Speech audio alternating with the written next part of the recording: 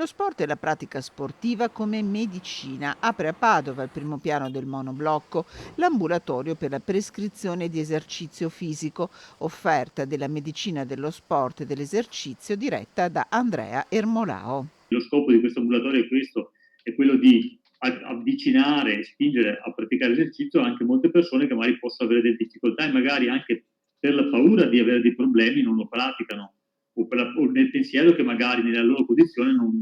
l'esercizio sia controindicato e sia un potenziale rischio. Allora, siccome è raro che sia un rischio reale importante, ma più spesso sono dei rischi molto controllabili, superabili, invece i benefici sono nella stragrande maggioranza dei casi superiori ai potenziali rischi, allora ecco, lo scopo di questo ambulatorio è